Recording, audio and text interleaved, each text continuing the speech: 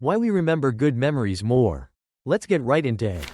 The nostalgia filter. Ever find yourself scrolling through your old photos, thinking, man, things were just better back then?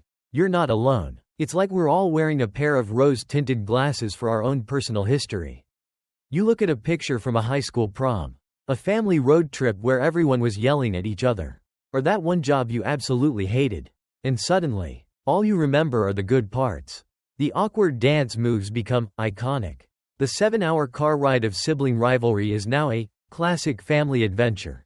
And the awful boss is just a quirky character who taught me a lot. You're not lying to yourself. Not exactly. Your brain is just being an incredibly picky DJ. Only playing the greatest hits from your past and conveniently skipping over the B-sides where everything went horribly wrong. It's a trick of the mind known as the nostalgia filter, or fading affect bias. Your brain is literally designed to let negative memories fade faster than positive ones. It's a built-in psychological defense mechanism, a memory management system that cleans out the junk.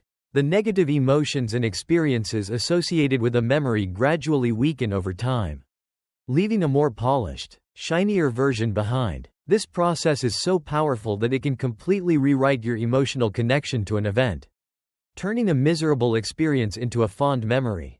It's the reason why the most painful workout of your life becomes, that one time I really pushed myself. And the disastrous first date becomes a hilarious story you tell at parties. Basically, your brain is a master publicist, always spinning your personal narrative in the most positive light possible. The peak end rule. Imagine you're at a concert. Except the first few songs are just okay. But the band closes with their biggest hit, a song everyone loves. You leave buzzing with excitement, convinced it was the best concert of your life. What gives? Welcome to the peak end rule. A cognitive bias that says we judge an experience based on how we felt at its most intense, the peak, and at its conclusion, the end, rather than the average of every moment. It's a mental shortcut our brain uses because, let's be honest, it's too lazy to remember the entire chronological sequence of events. Instead, it flags the two most important emotional moments, the moment of highest joy, or pain, and the final moments. This is why a vacation with a rocky start can be salvaged by an amazing final day. Or why a long, difficult project feels like a massive success if it ends with a celebratory party. We don't remember the long stretches of boredom or stress. We remember the thrill of the roller coaster's drop and the feeling of relief when it's over. This bias is so powerful it can override our rational judgment. It explains why we tend to remember a painful dental procedure as not that bad if the dentist was super friendly at the very end.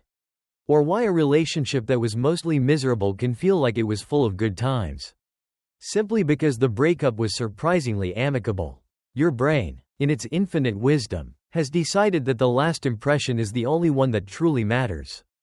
Our memories aren't like video recordings, they're like stories we tell ourselves. And we are, by nature, dramatic writers who love a good plot. The narrative arc of a story is more important to us than the nitty-gritty details.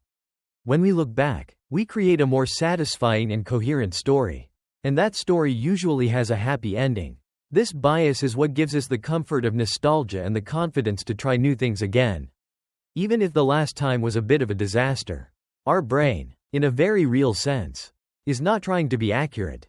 It's trying to be a good friend, always ready to remind you of the good times and convince you that you've had a pretty great life. That's all for today. I'll be making similar videos in the future. Subscribe to see them.